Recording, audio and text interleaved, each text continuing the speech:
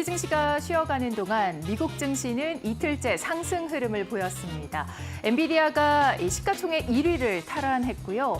또한 미국과 중국 간의 긴장감 완화로 인해서 투자 심리가 더욱더 커져가는 모습이 나타났습니다. 간밤 뉴욕 증시 어땠는지 지금 지수와 또 업종부터 살펴보도록 하겠습니다. 네, 어제 이 대선에서 제21대 이재명 대통령이 당선이 됐는데요. 어떤 소감을 전했는지 궁금하시죠? 지금부터 함께 보도록 하겠습니다.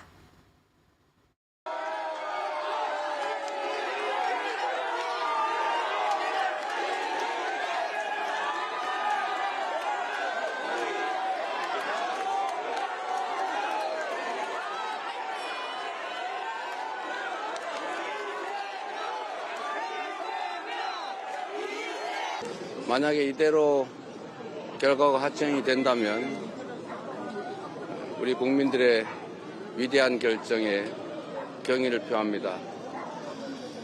제게 주어진 큰 책임과 사명을 우리 국민들의 기대에 어긋나지 않도록 최선을 다해서 수행하도록 하겠습니다. 감사드립니다.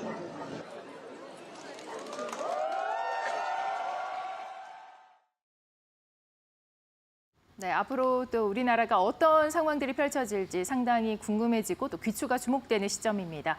자, 간밤 뉴욕 증시에서는 어떤 일들이 있었는지 일단 지수부터 살펴보고 가도록 하겠습니다. 자, 다우존스 지수가 0.52%, 나스닥도 0.82%, 0.58%의 동반 강세를 보였습니다. 이틀째 상승 마감이고요. 출발은 혼조였지만 기분 좋게 마무리가 됐습니다. 이어서 업종 보도록 하겠습니다. 네, 지금 전반적으로 보시면은 초록색 느낌이 더 많이 드시죠. 보시면은 지수가 올랐던 만큼 업종도 상당히 파란 불을 켰습니다. 지금 보시면 애플이 0.78% 올랐고요. 마이크로소프트와 엔비디아가 강세였는데요. 엔비디아는 이 시가총액 1위를 탈환했죠. 2%대 강한 흐름이 나타났습니다. 그러나 M7 가운데서는 아마존과 구글, 메타가 약세 흐름을 보이면서 1% 미만, 1%대의 약세 흐름을 나타냈고요. 전반적으로 보시면은 산업재 종목들이 상당히 좋았습니다. 산업재 업종에서는 대부분이 플러스에 굉장히 기분 좋은 흐름으로 마감됐습니다. 아래 보시면은 지금 헬스케어 업종에서는 혼조세가 나타났고요. 또한 보험 업종에서도 여기서는 여러 가지 모멘텀으로 인해서 지금 빨간색과 파란색이 동반 혼조하는 모습이 나타났습니다. 오라클이 1.51% 그리고 팔란티어도 0.86%의 상승 흐름을 나타냈습니다. 자, 이어서 간밤 뉴욕 증시 어땠는지 전화 연결을 통해서 조금 더 깊이 있게 들여다보도록 하겠습니다. 자, 오늘은 곽영훈 주식투자연구소 대표님 나와 계십니다. 나와주셨을까요? 네, 안녕하세요. 네, 간밤 미국 증시가 어떤 상황이었는지 먼저 좀 전달해 주시죠. 네, 전체적으로 좀 말씀을 드리면요. 뉴욕 증시는 기술주 반등과 고용지표 호조에 힘입어서 이틀 연속 상승했습니다. 장 초반에는 OECD의 상승률 하향 조정과 트럼프 대통령의 철강 관세 서명 소식으로 인해서 이 관세 불확실성이 부각되며 이 보합권에서 등락을 보였지만은 이후 발표된 절주 고용 지표가 시장 예상치를 웃돌면서 투자 심리가 회복됐습니다. 다우 나스닥 상승했고요. 필라델피아 반도체 지수도 2.72%나 급등을 했습니다. 특히 이제 엔비디아가 2.8% 오르면서 시총 1위를 달해냈고 이 브로드컴과 마이크론도 각각 3% 넘게 오르면서 이 반도체 업종이 시장을 견인했습니다. 한편 미중 정상 간 통화 일정이 확인되면서 이 관세 협상에 대한 기대감이 커졌는데요. 다만 이제 트럼프의 관세 서명이 다시금 지정학적 리스크로 작용하며 장 후반에는 변동성이 확대되는 모습이었습니다. 투자 전략 측면에서 좀 하다 보면은 이 당분간 AI 반도체 중심의 기술주 모멘텀이 이어질 가능성이 높습니다. 이 국내 시장에서는 삼성전자, SK 하이닉스를 비롯해서 AI 인프라, 서버, 패키징 장비 관련주에 대한 관심이 유지할 필요가 있습니다. 또한 이 고용 안정성과 글로벌 경기 연착륙 기대가 시장 하방을 방하고 있는 만큼 중기적으로 지표 흐름을 확인하면서 정책 수혜 업종과 글로벌 모멘텀 종목을 병행 대응하는 전략이 유효합니다. 결론적으로 시장은 지표는 안정돼 있고요. 정책은 기대감이 있습니다. 리스크는 여전한 상태입니다. 단기적으로는 상승 모멘텀을 활용하되 이 변동성 확대 구간에서는 일부 차익 실현 및 이 포트폴리오 리밸런싱 전략이 병행되겠다라고 말씀드리겠습니다. 네, 증시 흐름이 좋다 보니 이렇게 변동성이 큰 장세가 어느 정도 마무리가 되는가 싶더니 이 바로 차익 실현 매물이 등장했기 때문이라는 얘기를 해주셨습니다. 자, 그렇다면은 업종과 또 종목들의 전망은 어떻게 될까요? 네, 종목별로 한번 살펴보고요. 투자 전략도 말씀드리겠습니다.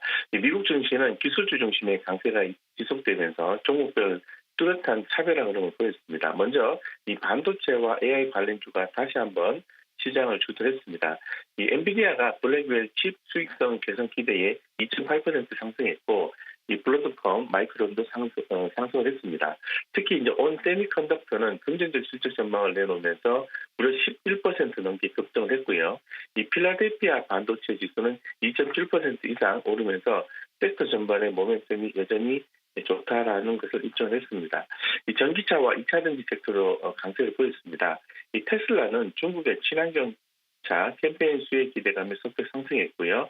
리오토는 6% 넘게 급등을 했습니다. 이 중국 전기차 업자 전반기 정책 기대감에 강한 흐름을 보여주었습니다. 이 AI와 데이터 센터 관련주도 강한 탄력을 받았는데요. 이 팔란티어는 이 페니메이디어와 협력 기대감에 사상 최고치를 갱신했고, 크레도 테크는 실적 호주에 14% 넘게 상승했습니다. 반면에 빅테크는 이제 혼조를 나타냈습니다. 애플은 이 관세 이슈 부담 완화 기대가 0.7% 상승했지만은 알파벳은 크롬 매각 가능성 우려에 1.5% 하락했고, 메타와 콘스텔레이션 에너지도 각각 하락 전환했습니다. 한편 우주항공과 이 관련주는 민간 우주 산업 기대감의 상승을 이어갔고, 이 달러 제너럴은 실적 서프라이즈로 15% 넘게 급등하면서 소비 관련주 전반에 반등을 이끌었습니다. 이 비트코인 관련주도 미 재무장관의 우호적 발언을 계기로 강세를 보였습니다. 투자 전략을 좀 말씀드리면 이 반도체 AI 중심의 모멘텀 플레이는 여전히 유효하며 이 데이터 센터 인프라 및 테스트 장비주의 확장은 유망해 보입니다. 이 친환경 차미 2차 전지 테마는 중국 정책 수익 기대감과 맞물려 단기 탄력 가능성이 있고요. 우주, 방산, 신소재 관련주는 중장기 성장 스토리를 보유한 만큼 저가 분할 접근도 유효하겠습니다. 단 정책 리스크와 종목별 이슈에 따라서 차별화가 극심해지는 만큼 이벤트 민감 종목에 대한 리스크 관리가 필요한 시점이다라고 말씀드리겠습니다. 네, 반도체, 전기자, AI까지 상당히 흐름이 좋게 가는 종목들이 많았습니다. 그런데 여전히 저희가 좀 관세, 또 정책 리스크가 남아있지 않습니까? 국내 증시에는 이러한 영향이 어떻게 전달이 될까요? 네, 오늘 국내 증시는 뉴욕 기술주 랠리와 대선 정책 기대감이 맞물리면서 상승 흐름을 이어갈 가능성이 높습니다. 이 미국발 훈풍이 심리 회복을 자극하는 가운데 정책 수혜주 중심의 순환매 장세가 이어질 전망입니다. 뉴욕 증시에서는 말씀드린 것처럼 엔비디아가 시총 1위를 달아나면서 이 반도체 전반이 강세를 보였고, 미중 정상 간 대화 기대감과 탄탄한 고용 지표가 투자 심리를 뒷받침을 했습니다. 이에 따라서 국내에서도 삼성전자, SK하이닉스 등 이 반도체주, AI 인프라 테마가 시장을 견인할 가능성이 있습니다. 정책 측면에서는 대선 이후 이 자본시장 활성화 공약에 따라 증권, 지주사, 배당주, 신재생에너지가 정책 수익 기대주로 부각되고 있고, 추경 기대감에 따른 소비주, 중소형 내수주도 동반 주목할 필요가 있습니다. 이 투자 전략 측면에서는 첫 번째는 기술주 및 정책 기대주 비중 확대, 두 번째는 3분기 관세 변수를 고려한 일부 유동성 확보, 그다음에 세 번째는 4분기 금리 인하 시그널에 대비한 성장주 순환매 대응이 유효해 보입니다. 방향성은 긍정적이나 차별화된 종목 대응이 여전히 중요한 시점이다라고 말씀을 드리겠습니다. 네, 잘 들었습니다. 우리 국내 증시에도 오늘 좀 상승불이 켜져야 할 텐데요. 네, 지금까지 이야기 잘 들었습니다. 대표님 고맙습니다. 네, 감사합니다. 네, 이어서 미국 내 특징주들 한번 살펴보도록 하겠습니다. 간밤 뉴욕 증시에서 그렇다면 어떤 종목들이 좀 주목을 받았을지 먼저 기술주부터 살펴보도록 하겠습니다. 자, 일단은 워낙에 마약 복용 의혹이다 뭐다 해서 워낙에 이슈가 많았던 테슬라입니다. 일론 머스크가 아무래도 여러 가지 발언들을 내놓았는데 그중에서도 이제 정부와 좀 연결을 단절하겠다라고 지난주에 직을 내려놓겠다. 이제는 친구나 조언자로 남겠다라고 이야기를 했습니다. 그런데 며칠 되지 않았습니다. 이 트럼프 대통령에 대해서 관세 법안을 상당히 부정적으로 비판하는 발언을 오늘 새벽에 SNS에 또 남기면서 이 부분이 상당히 또 영향이 있었고요. 전반적으로 상승 흐름이 좋았습니다. 엔비디아가 이렇게 상당히 흐름이 좋았던 상황 속에서 테슬라는 제한적인 상승폭만 나왔습니다. 여전히 로보택시와 같은 기대감이 존재하고요. 텍사스 오스틴에서의 출시 계획도 12일에 현재 앞두고 있는 상황입니다. 리스크를 잠재우고 올라갈 수 있을지 한번 주목해 보도록 하고요. 0.46% 상승 흐름을 나타냈습니다. 메타 같은 경우에는 이 0.60%의 하락세 나타냈는데요. 메타는 우리 장에서 상당히 AI 관련주들과 연동이 되는 그런 종목이죠. 약세 흐름을 띄웠는데 메타는 현재 컨스텔레이션 원자력 발전소 전략 계약을 체결했다는 상당히 호조 소식이 있습니다. 무려 20년간 계약을 체결한 것입니다. 이 부분이 양 두 종목에 어떤 영향을 미칠지 좀 봐야 될 것 같고요. 또 애플 같은 경우는 0.78%의 상승입니다. WWDC에 대한 기대감 존재하죠. 9일부터 이 세계 개발자 회의가 열립니다. 앞으로 어떤 종목들 또 어떤 제품들이 이 회의에서 발표가 될지 또 주목이 되고 있는 상황 속에서 0.78%의 상승 흐름을 나타냈습니다. 다음으로 실적주들 보도록 하겠습니다. 자, 달러 제너럴 봅니다. 15%의 상승 흐름 나타냈습니다. 1분기 실적 좋았습니다. 예상치를 상회하는 실적이 나왔고요. 연간 가이던스 또한 상향 조정이 되면서 급등하는 모습 보였습니다. 크레도 테크놀로지도 마찬가지입니다. 4분기 실적과 1분기 매출 가이던스가 시장의 예상치를 상회하면서 14%의 급등이 나왔고요. 퍼거슨 엔터프라이즈 역시 17%의 급등인데요. 3분기 실적이 예상을 상회하는 모습을 보였습니다. 연간 가이던스도 역시나 상향 조정됐습니다. 네, 다음으로 종목들 또 살펴보도록 하겠습니다. 자, 주요 기술주들 아니고요. 자, 컨스텔레이션 에너지와 힘센허스 같은 경우에는 이슈 종목이죠. 자, 20년간 전력 공급을 계약을 했죠. 앞서 말씀드린 대로 메타와 체결을 하면서 앞으로 이 AI 쪽으로 어떤 또 모멘텀이 생겨날지 상당히 주목이 되고 있습니다. 0.13%의 다만 소폭의 하향세를 나타냈고요. 힘스에너지 같은 경우는 3%대 약세인데요. 유럽 의약품 통신 판매 플랫폼이죠. 자바를 인수했다라는 호재가 있었는데 다만 지난 장에서는 흐름이 좋지 않았습니다. 4% 가까이 하락했습니다. 다음으로 종목들 살펴보도록 하겠습니다. 자, 이슈 있는 종목들 조비에이션 보겠습니다. 조비 에이비에이션 같은 경우에는 최근에 계속해서 등장하는 종목입니다. 이슈가 많은 상황인데 전기 항공기 쪽입니다. 워낙에 이 유망한 종목이다 보니 사우디 진출 협력을 발표하면서 개장 전부터 12%의 급등을 나타냈습니다. 장중에도 흐름이 좋았고요. 7%대의 상승 흐름 나타냈습니다. 리오토도 5%대의 상승인데요. 5월 판매량이 공개가 됐는데 올해 처음으로 4만 대를 돌파했습니다. 이 부분도 상당한 호재로 작용했습니다. 다음 종목들 살펴보도록 하겠습니다. 자, 버크셔 해서웨이가 1%대 약세입니다. 목표 주가가 $591로 하향이 됐습니다. 올해와 내년에 이 자사주 매입을 실적 추정치를 제외하고 투자 수익 전망치를 하향 조정한 것이 바로 이 목표가를 낮춘 이유인데요. 관세의 노출을 고려했을 때는 그래도 영향이 좀 적지 않나라는 분석이 나오면서 여전히 매력적이다라는 전망은 나오고 있습니다. 우드워드 보겠습니다. 5%대 강세였습니다. 실적 개선 그리고 전략적인 시장의 포지셔닝을 구축했다라는 소식이 들리고 있죠. 항공, 우주, 산업 부품 제조업체인데요. 앞으로도 약 30%의 상승 여력이 있다라는 해석으로 여겨집니다. 긍정적인 평가가 나오면서 매수로 상향 조정됐습니다.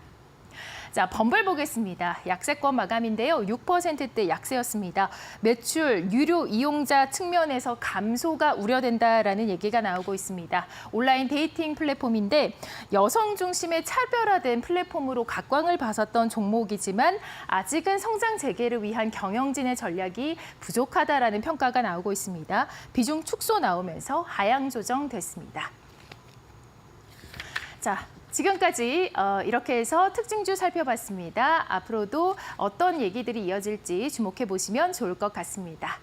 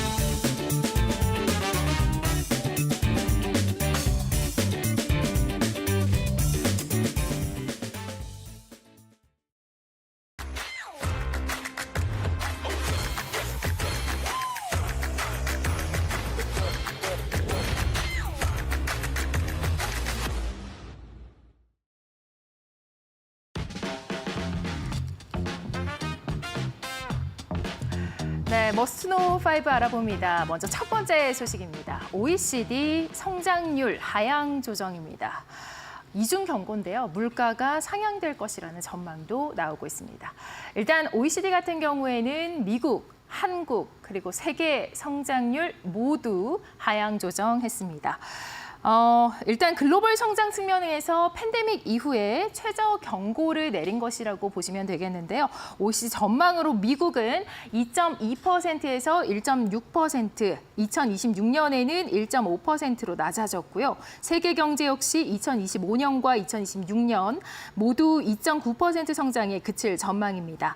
코로나19 이후 가장 낮은 수치인데요. 경기 둔화에 대한 우려가 한층 깊어졌습니다. 특히 미국의 인플레이션 전망이 눈에 띄게 상향했습니다. OECD는 미국의 소비자 물가 상승률이 2025년 말 4%에 근접할 수 있다고 밝혔는데요. 이로 인해 연준은 올해 금리 인하를 단행하지 못할 가능성이 높다고 내다봤습니다. 전 세계 G20 국가 가운데 유독 물가가 미국 전망만 상향 조정된 배경에는 트럼프 대통령의 이 관세 인상이 직접적인 영향을 주고 있다는 분석입니다. OECD는 미국의 평균 실효 관세율을 2.5%에서 15% 이상 상승했다고 지적을 했는데요. 이는 제2차 세계대전 이후 가장 높은 수치입니다. 최근엔 철강 알루미늄 관세를 50%까지 높이겠다는 트럼프 대통령의 발언도 나왔죠. 이렇게 불확실한 관세 정책과 무역 장벽의 확대가 투자와 소비를 위축시키고 기업과 소비자의 신뢰까지 흔들고 있다는 겁니다. OECD는 이번 전망에서 거의 모든 국가의 성장률을 낮춰잡았습니다. 무역 장벽을 낮추고 국가 간 합의를 이끌어내는 것만이 성장을 회복할 수 있는 유일한 길이라고 강조했습니다. 네, 이어서 보겠습니다. 이 백악관 오늘 철강 관세 50%를 서명하겠다라고 이야기하면서 시진핑 국가주석과의 통화를 곧 할 예정이라고 백악관에서 전했습니다. 기존에 25%에서 50%로 올려 잡았는데요. 트럼프 대통령이 철강과 알루미늄을 50% 인상을 하겠다라는 행정명령에 서명을 하고 무역 협상의 데드라인을 앞두고 주요 교역국에 공식 서한을 발송한 것입니다. 이 부분은 전일 이미 로이터 통신에서 관련 보도가 나왔었는데 이를 재확인한 것으로 보입니다. 미국 무역대표부를 통해 주요 교역국에 이 협상 시한이 얼마 남지 않았음을 알리는 서한을 보내는 것이 주요 골자입니다. 사실상 압박성 메시지를 담은 것으로 해석됩니다. 또한 미국은 중국의 히토류 수출 제한에 대응하고 있으며 조만간 트럼프 대통령과 시진핑 국가주석 정상 간의 통화가 이뤄질 예정이라고 밝혔습니다. 이는 반도체 배터리 또 방위 산업 등 전략 공급망 보호를 위한 경제 안보 메시지로 해석되며 알루미늄과 철강 관세 인상과 함께 대선 공약 차원의 이 제조업 보호 전략으로도 읽힙니다. 이외에도 이번 브리핑에서 트럼프 대통령이 비자 발급 절차 개혁을 빠르게 추진하고 있으며 오늘 중으로 예산 환수안을 의회에 발송할 것이다. 또 트럼프 대통령이 나토 정상회의담에 참석할 것이라는 내용들이 언급됐습니다. 이렇게 오늘 백악관 브리핑, 철강 관세 인상을 중심으로 한 무역 전략과 경제 안보, 또 정치 외교 일정 전반에 걸쳐서 트럼프 행정부의 강경 기조가 다시 한번 확인된 처리 절차라고 할 수 있겠습니다. 네, 대한민국의 미래를 좌우하는 제21대 대선에서 이재명 후보가 이재명 대통령으로 당선이 됐습니다. 이 부분이 앞으로 이 증시에는 어떤 영향을 미칠지 주목이 되고 있는데요. 코스피 5천 시대 공략을 했기 때문에 앞으로 증권주에 대한 기대감도 부풀어 오르고 있습니다. 일단 대통령 선거 과정에서 정책 기대감에 따라서 업종 간의 희비가 엇갈렸는데요. 선거 이후에도 이 정책 방향에 대해서 어떻게 펼쳐질지 앞으로도 기대감이 모아지고 있습니다. 더욱더 이 증권주 같은 경우에는 주목을 받고 있고 신재생 에너지, AI, 건설, 지역화폐 관련 종목들이 우선적으로 꼽히고 있습니다. 이 당선인은 대선 과정에서 특히 배당 성향이 높은 기업에는 배당 소득세를 낮추고 낮은 곳에서는 불이익을 주는 방식으로 주식 투자를 대체 수단으로 만들 수 있다고 말했습니다. 앞서 민주당 정부에 있었던 부동산 정책 실패 등을 고려할 때 새 정부가 이 부동산보다는 증시에 초점을 맞추고 이를 부양하는 정책을 펼 것이라는 예측도 나옵니다. 증권업종이 동반 급등하는 등 시장은 이미 대선 이후 증시 활성화에 대한 기대감을 반영해오기도 했는데요. 또한 AI 산업은 주요 대선 후보가 공감을 이뤘던 분야인 만큼 신속하게 초당적인 의견 합치가 예상이 되고 있습니다. 지난달 국회를 통과한 추경 예산에서 AI 관련 예산은 정부안 대비로 600억 원이 넘게 증액되기도 했습니다. 네, 다음은 일론 머스크와 관련된 소식입니다. 트럼프 대통령의 이 감세 법안에 대해서 정부와 좀 연결을 단절하는가 싶었는데 다시 한번 법안에 대한 비판을 하고 나섰습니다. 오늘 새벽의 일인데요. SNS에 트럼프 대통령에 대한 BBB, 이 감세 법안이 상당히 역겹다라는 발언을 내놓았습니다. 지금 보시면은 역겹고 혐오스러운 괴물이다라고 이야기를 했는데요. 또 거대하게 만들었다라고 말했습니다. 이 발언에 대해서 캐롤라인 레빗 백악관 대변인은 대통령은 머스크가 이 발언에 대한 이 법안에 대해 가진 입장을 이미 알고 있지만 의견을 바꾸지 않을 것이라면서 이 법안은 크고 훌륭하다라고 말했습니다. 머스크가 감세 법안에 대해서 비판한 것은 이번이 처음이 아닙니다. 지난달 27일 CBS와의 인터뷰에서 솔직히 막대한 지출이 담긴 법안을 보고 실망했다라고 전하기도 했습니다. 네, OECD의 이러한 경고에도 불구하고 미국 증시 버텨볼 만한 파트가 바로 고용 쪽입니다. 졸트 보고서라고 하죠. 구인 구매 이 보고서가 미국 노동고용부에서 나왔는데요. 이 부분이 이제 미 증시에 앞으로도 일제히 어떤 영향을 미칠지 주목이 되고 있습니다. 나스닥이 0.81%의 상승 흐름을 나타냈습니다. 미국의 지난 4월 일자리 공고는 예상보다 크게 증가한 739만 건으로 집계가 됐습니다. 이는 관세로 인한 경제적 불확실성에도 미국 기업의 근로자에 대한 수요가 여전히 견고한 것으로 해석이 됐습니다. 4월 중 민간 구인 공고가 지난 3월 720만 개에서 증가한 739만 개로 집계가 발표가 됐고요. 이는 블룸버그의 예상치 710만 개를 상회한 것입니다. 미국의 고용시장이 관세 폭탄에도 의외로 강력한 것이라는 지표가 보여졌고 이에 따라서 미국 증시는 일제히 랠리를 보였습니다. 네, 지금까지 머스트 5 알아봤습니다.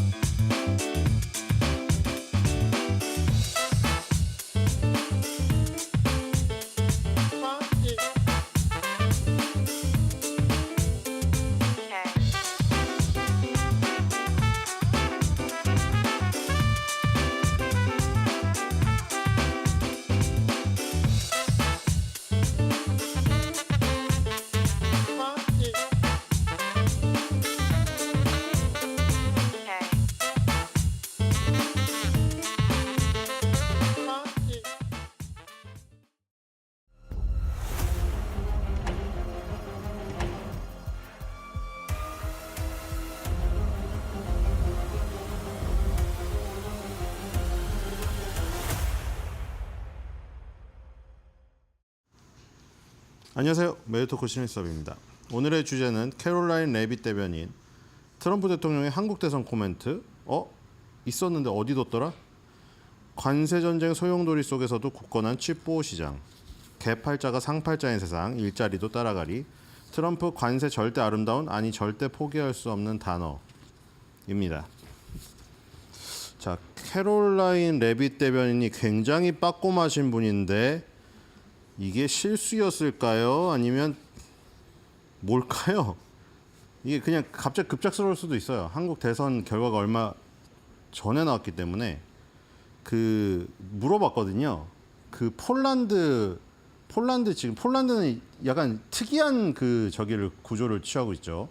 대통령하고 총리가 약간 두 개의 어떤 권력을 나눠 갖는 개념의 전 세계에서 약간 보기 드문 케이스거든요. 영국의 총리 같은 경우는 이제 영국의 총리가 대통령 역할까지 다 하잖아요. 여기는 완전히 나뉘어 있더라고요. 대통령이라고 총리가. 근데 지금 이번에 대통령을 뽑았는데 트럼프가 원하는 사람이 됐어요. 그래서 그 얘기를 하면서 캐롤라인 레빗 대변인도 트럼프가 아주 반겨하는 것으로 알고 있다 하면서 이제 한국도 대선을 했기 때문에 한국 대선 결과에 대해서 코멘트가 있었냐 했더니 있다고 했는데 까먹은 거예요. 아니 까먹었는지 준비가 안 됐는데 그냥 그걸 말했는지 모르겠는데 막 어디다 막 찾다가 나중에 얘기한다고 했습니다.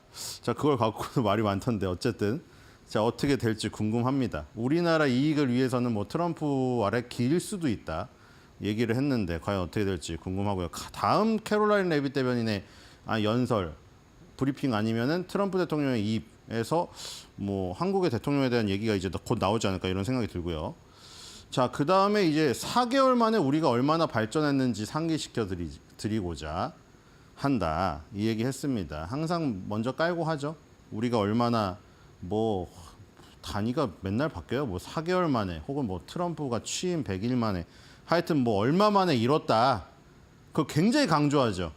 바이든이 4년을 해도 못 이룬 거를 우리는 몇 개월 만에 뭘 이뤘다. 그렇죠? 그리고 바이든이 뭘 던져줬는데 지저분하고 막 더러운 것들을 받아가지고 우리가 막 이 정도로 끌어올렸다. 그렇죠? 계속 그 비교를 항상 합니다. 항상 비교를 하고요. 자, 그리고 아까 앨런 머스크 얘기도 나오던데 정말 그게 사실이라면 이건 아름다운 이별이 아닌 건가요? 도저히 모르겠네요. 그렇죠? 그러니까 이게 사실 좀 그런 게 있긴 했었어요. 그렇죠? 너무 사이가 좋고 너무 잘 나가서 불안한 거 있잖아요. 그런 거 없으셨어요? 매일 주 5일을 만나고 주말에는 또 어디 가서 만났어요. 맨날 UFC 경기장 가서 데이나 화이트 백사장이랑 맨날 UFC 경기 보고 이게 아무리 친한 관계라고 하다 그리고 그 전에부터 친하진 않았었잖아요. 원래 살아온 인생 자체가. 그러다가 이제 어떤 대선을 계기로 해서 매개체로 만났는데 굉장히 좀 불안한 게 본 사람도 있었잖아요, 분명히. 너무 친밀하니까 가족보다도 친밀하게 지내니까 야, 저러다가 한 번 삐뚤어지면 크게 터지겠는데? 이런 사람도 꽤 있었거든요. 근데 지금 우리가 짧다면 짧고 길다면 길 수가 있는데 그냥 일반적인 어떤 일상으로 따지면 이건 굉장히 좀 짧죠. 1년도 안 돼서 사실은 도지 효율부 시장에서 나간 거잖아요. 겉으로는 지금 테슬라에 대한 위협이라던가 테슬라 매출 감소 이런 게 작용하지 않았나 했더니 지금 계속 뒤에서 트윗을 날리는 거 트윗이라는 게 이유 붙어서 그러는데 거기 멘션을 날리는 거 자체가 굉장히 좀 유의미합니다. 그렇죠?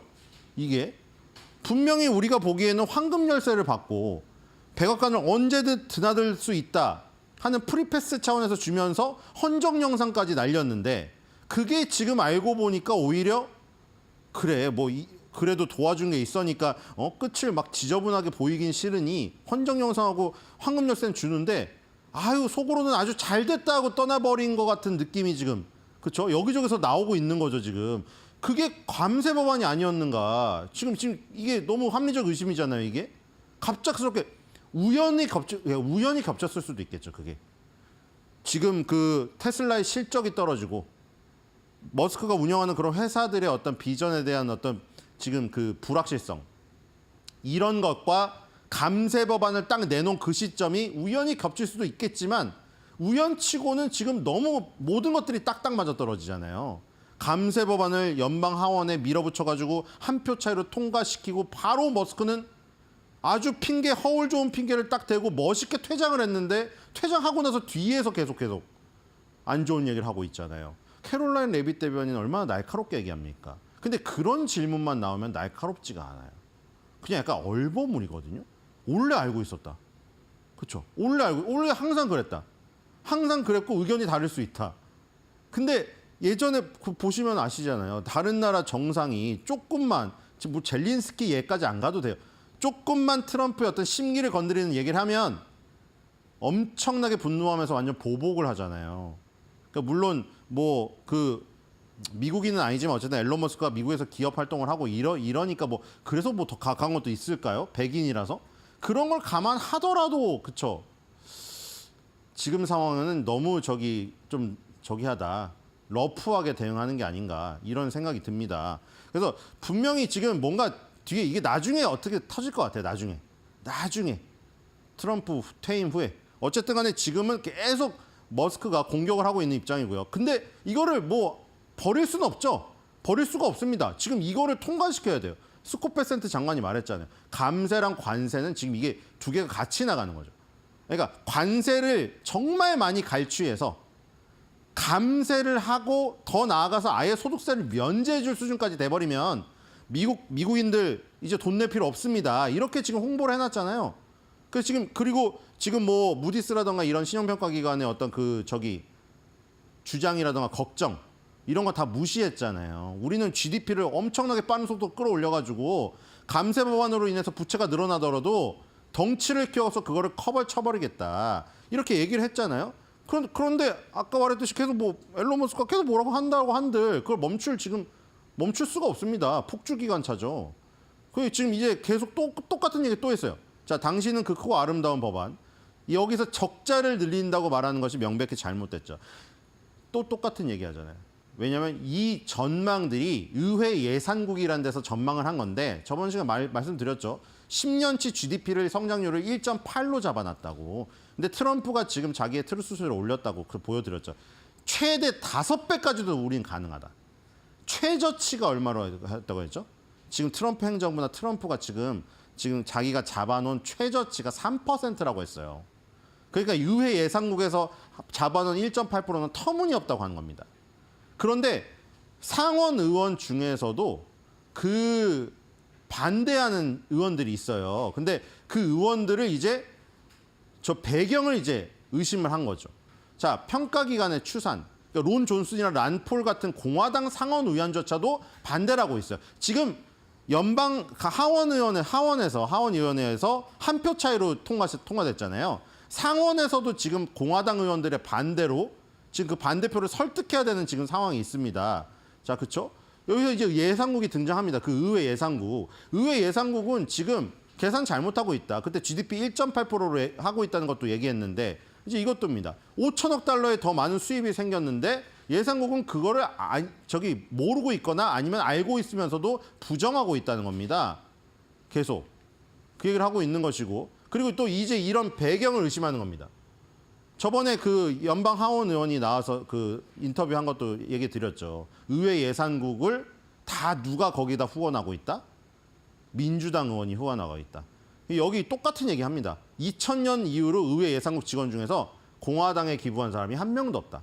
지금 이 배경을 의심하고 있는 거예요.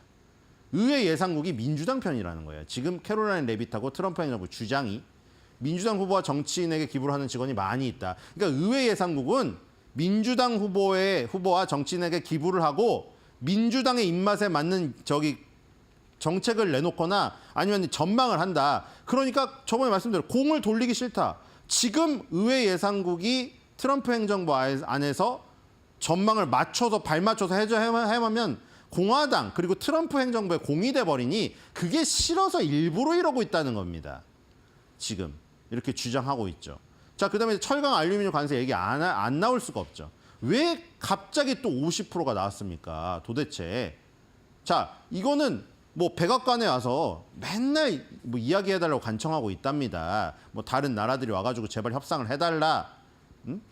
그렇게 지금 줄을 서고 있다고 하죠. 그리고 트럼프 대통령은 협상가이자 최고 책임자라고 합니다. 그래서 미국 노동자들, 철강 노동자들을 위한 좋은 거래를 위해서 저렇게 지금 보호를 하기 위해서 50%를 한 거다. 자, 그리고 맨날 이 얘기도 많이 들었죠. 많이 들었어요. 트럼프는 절대 말만 하는 대통령이 아니라 행동으로 실천한다. 오히려 행동이 말보다 앞서죠. 이분은. 그렇죠? 행동으로 그냥 질러버립니다. 트럼프 대통령은. 자, 대통령이나 저 또는 백악관의 다른 누구로부터 직접 듣게 될 것이다. 뭐를?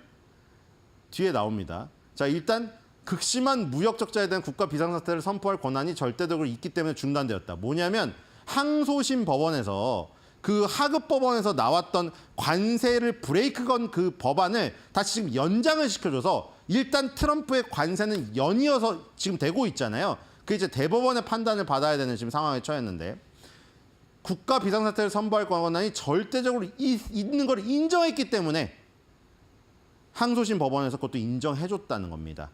그래서 하급심 법원에서는 이제 국가 비상사태를 선언해서 그 국가 비상사태를 이 매개로 해서 관세를 부과하는 것은 트럼프를 떠나서 대통령의 권한을 넘어선 것이라 판단해서 브레이크를 걸었던 겁니다. 근데 항소심 법원에서 자기들의 이제 입맛에 맞춤 판단을 해주니까 그 얘기를 또 언급을 했고요. 자, 그리고 아까 전에 이제 트럼프의 입이나 뭐 관계자 입을 통해서 듣게 될 것이라는 얘기는 바로 이겁니다. 지금 그 얘기를 했잖아요. 스콧 베센트 재무장관이 이제 우리가 실무진에서 이렇게 해봤는데 요 정도까지는 했는데 이제 여기서 더 이상 나아가지 못하고 있다.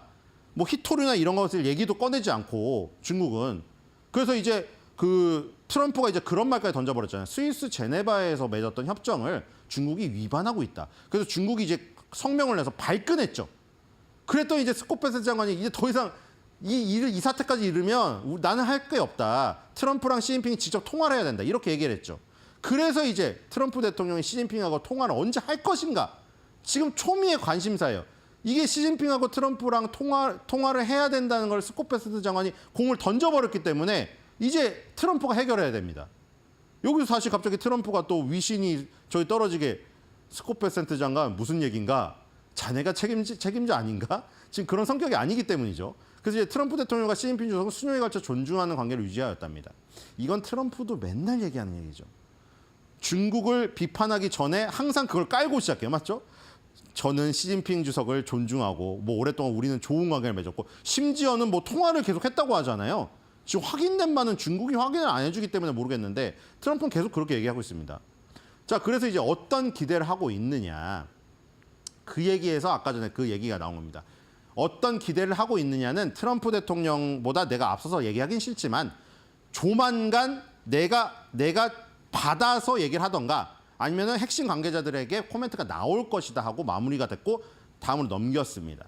자, 그리고 이제 이게 가장 중요한 얘기였죠. 트럼프 대통령이 아니었다면 펜실베니아주 피츠버그에 있는 그 공장, 그렇죠? 그때 노래 부르면서 1시간만 기다렸다는 그 공장이요. 그 공장은 문을 닫았을 것이다. 또 이게 찬양을 하면서 끝났죠. 트럼프가 아니었으면 공장은 바로 문을 닫고 모두 다 일자리를 잃을 것인데 관세를 50% 부과하면서 완전히 다시 철강 융성의 시대로 이끌었다. 이렇게 표현하고 있죠. 자, 관세 전쟁 소용돌이 속에서도 굳건한 취보 시장. 자, 우리가 취업 보객이라고 뭐 하잖아요. 자, 이걸 봅시다. 자, 일단 그 잡 오프닝 9인 공고수죠. 9인 공고수가 나왔는데 자, 늘었습니다. 바닥에서. 그렇죠? 4월 미국 내 구인 건수가 740만 건을 기록했어요. 거의 739만 건인데 740만 건 가까이 나왔죠. 월가의 예상치가 710만 건이었습니다. 무려 30만 건이 상회됐죠.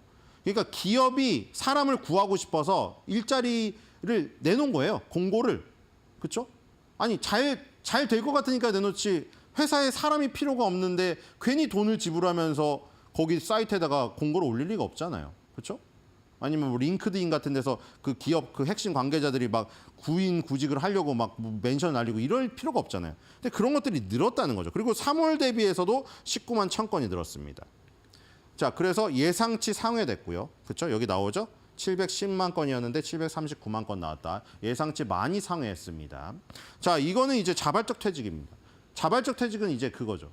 내가 자발적으로 잘린 게 아니고 자발적으로 내가 나가서 더 좋은 일자리를 구할 수 있는 자신감이 있는 거예요. 그래서 나가버리는 거예요. 웬만해서 안 나가잖아요. 내가 자신감이 없어요. 여기에 그냥 물에 젖은 낙엽처럼 매달려 있는 게 최상이면 어떻게 사표를 내요? 사표를 내고 싶은 마음이 하루에도 10번은 있겠죠. 항상 여기 가슴팍에 지니고 다니고. 근데 그걸 내미는 사람은 별로 없습니다. 항상 숨기고 다니지. 근데 그걸 자신 있게 내고 나간다? 그건 지금보다 훨씬 더 좋은 직장에 바로 내일이라도 취직할 수 있다는 자신감이 넘친 거예요. 그렇기 때문에 자발적 퇴직은 오히려 고용시장 활성화됐다는 징조죠. 근데 그거는 약간 줄었습니다. 뭐 물론 여기 저점을 파괴하진 않았죠. 자발적 퇴직이 15만 건 감소해서 320만 건. 아직 뭐 지금 근로자들의 이 정도의 자신감까지는 없는 거예요. 자, 이제 고용시장이 또 지표가 좋게 나왔으니까 하드 데이터고 트럼프는 또 자랑을 할 겁니다. 저번에 이 인플레이션 다 낮춰주는 거 봤지? 이번에는 고용시장도 탄탄하네. 그럼 이게 뭘 주장하겠어요? 연준의 이중 책무가 있지 않습니까? 최대 고용과 물가 안정. 근데 연준은 그 많은 인력이 그 많은 세금을 받으면서 트럼프 입장에서는 파월이 맨날 느림보 같은 그 행보를 하면서 최대 고용과 물가 안정 잡느라고 혈안이 되어가지고 잡지도 못하고 맨날 신중한 입장을 취한다고 하는데 자, 봐라. 나는 실업률 고용시장 잡았고 인플레이션 낮췄다. 너네의 이중 책무를 내가 물가 안정과 최대 고용을 다 했다. 이렇게 주장하겠죠. 자, 근데 요즘에 어디서 늘고 있느냐? 지금 헬스케어, 소셜 어시스턴트 여기서 지금 엄청난 일자리가 창출되고 있어요. 이게 지금 이번 연도 지금 미국의 일자리인데 자, 미국인들 또 이 데이터에 주목을 하셔야겠죠. 이런 데 가면 지금도 아주 일자리가 많습니다. 월등히 많아요. 2등이 운송및 창고인데 운송및 창고 대비해서 엄청나게 지금 이 위에가 19만 2천 건이거든요. 이 지금 미국의 고용시장이 2월부터 4월까지 총 46만 4,800개 일자리가 추가가 됐는데 그중에 절반가량이 의료 및 사회 지원입니다. 그리고 여기에 간호사, 의사보조, 물리치료사 보조 이런 것들이 있는데 특히나 지금 크게 늘고 있는 게 코로나 이후에 더 늘었거든요. 코로나 때 집에만 있으니까 사람들이 반려견, 반려묘를 엄청나게 키웠어요. 그리고 하비파머라고 농장 가꾸는 사람들 많아지고 집에서 할 일이 없으니까요. 그래서 덩달아 늘어난 직업이 뭡니까? 반려견, 반려묘를 키우는 사람들이 엄청 늘어나니까 이제 또 막 아프기 시작해요. 우리 집에 키우는 댕댕이들이 묘들이 막 아프기 시작해요. 그러면 수의사들이 엄청나게 지금 할 일이 많아진 겁니다. 2024년에 미국에 약 6천만 가구, 우리나라 인구보다 많네요. 6천만 가구가 반려견을 소유한 것으로 추정이 된답니다. 그래서 지금 이 수의사 쪽이 엄청나게 늘고 있다는 거. 그래서 이런 쪽 일자리가 엄청나게 늘어서 트럼프 행정부에서 약간 이런 덕을 보고 있다는 것이죠. 자, 저쪽 업계 사람들에게 좀 잘해줘야 될 것 같습니다. 자, 그리고 트럼프 관세 절대 아름다운, 아니 절대 포기할 수는 없는 단어. 자, 또 계속 올리고 있습니다. 계속. 일단은 감세를 올렸어요. 아까 캐롤라인 레빗 대변인도 말을 했죠. 앨런 머스크는 원래 그랬고 우리는 그걸 그대로 밀고 나갈 것이다. 스콧 베세트 장관도 얘기했고. 집권 4년 만에 또 나왔죠. 자, 이거 항상 비교합니다. 바이든은 4년 동안 하얗지 못했는데 우린 지금 몇 개월 만에 이렇게 정상화를 시켰다. 이 얘기를 했고 이 법안을 통과시키려는 이유를 쫙 적어놨습니다. 여기에 이걸 하면은 좋은 이유가 미국인들이 굉장히 주머니가 가벼워진다. 그러니까 물론 주머니가 두둑해진다라는 건 다르죠. 이 지금 뺏어가는 주머니가 별로 없어진다는 것이요. 굉장히 돈을 많이 벌게 된다. 이거 메디케어, 메디케이드도 나오고 그거에 대한 삭감이 없을 것이라고 이게 얘기를 했고요. 그다음에 이제 민주당의 무능함에 대한 얘기를 또 했습니다. 자, 감세에 대한 얘기를 했으니까 이제 관세가 나오겠죠. 지금 감세랑 관세라는 두 개의 세를 가지고 그렇죠? 지금 이 두 개의 균형을 맞추면서 그렇죠? 미국인들이 어떤 지지를 얻으려고 하고 있는 것이죠. 나아가서는 아까 말했듯이 관세를 많이 거두면 이제 감세가 아니라 이제 아예 면세입니다. 면세. 세금 폐지. 그렇죠? 그걸 원하고 있죠. 자, 관세에 대한 얘기 두 개 올렸는데요. 다른 나라들이 우리나라의 관세를 사용하는 것이 허용되고 우리가 신속하게 관세로 대응할 수 없다면 우리나라는 경제적으로 생존할 가능성이 아주 적다. 자, 지금 계속 위협적인 경고 발언 많이 하고 있죠. 저번에 뭐 올렸습니까? 사법부에다 날렸잖아요. 사법부가 만약에 이번에 잘못된 판단을 내려가지고 우리한테 관세 무기를 뺏어가면 미국이 패망한다고 했습니다. 그러니까 사법부가 판단 잘못 내리면 미국이 패망한 책임은 너네가 져라 이겁니다. 그렇죠? 이번에도 또 그 얘기했어요. 관세 만약에 우리한테 뺏어가 버리면 경제적으로 생존할 가능성이 적다. 이것도 결국에 또 사법부의 판단에 또 저기 아닙니까? 압박을 넣는 거 아닙니까? 그 다음에 이걸 또 올린다. 아주 간단한 건데 관세 때문에 우리 경제가 호황을 누리고 있습니다. 자, 그러니까 최근에 올린 거 종합해 보면 뭡니까? 내가 취임을 해서 압도적인 지지로 당선이 되어서 조 바이든 대통령이 4년 동안 했던 거 하지도 못했던 것을 나는 100일 지나가지고 다 해결했고 물가도 잡고 실업률도 다 잡아놨다. 그다음에 이제 관세를 부과해가지고 경제를 호황을 누리게 하고 지금 18개국에서 나아가서는 200여국이 지금 우리나라한테 오려고 지금 계속 줄을 서고 있는데 사법부 너네가 선출되지 않은 권력이 나를 막으면 만약에 미국이 패망할 것 같은 패망할 책임은 다 사법부에 있다. 그러니까 나를 방해를 하지 마라. 대법원은 판단을 반드시 제대로 내려서 이 지금 내가 추구하고 있는 길을 막지를 말하는 겁니다. 그리고 상원에 대해서도 압박을 한 거죠. 상원은 감세 법안 빨리 통과시키고 사법부는 관세에 대해서 똑바로 판단 내리고 양쪽에서 나를 방해할 경우에는 모든 책임이 이 법을 통과를 못 시키거나 법을 못 지키게 한 너희들에게 있다. 이렇게 지금 경고를 날렸습니다. 자, 그렇죠? 자, 그래서 지금 관세 때문에 우리 경제가 호황을 누리고 있다 이렇게 나왔는데 아까 전에 지금 그 구인공호수가 관세 전쟁 소용돌이 속에서도 죽지 않는 모습을 보였죠. 분명히 또 인용할 겁니다. 3명 중에 1명이 분명히 스타트 끊을 거예요. 스콧 베센트 재무장관, 캐롤라인 레빗 대변인, 트럼프 대통령 1명 중에서 무조건 저 데이터 하나 들고 나옵니다. 그러면 2명이 또 따라하겠죠. 근데 아까 전에 보시면 그 관세 얘기가 계속 나오는데 저는 약간 이런 느낌이 아닐까 싶습니다. 여러분들 집주인이 월세 올려달라는 소리 무섭지 않습니까? 그것보다 더 무서운 소리가 이거 같아요. 집주인이 월세 올려달라는 소리, 트럼프가 관세 올려달라는 소리.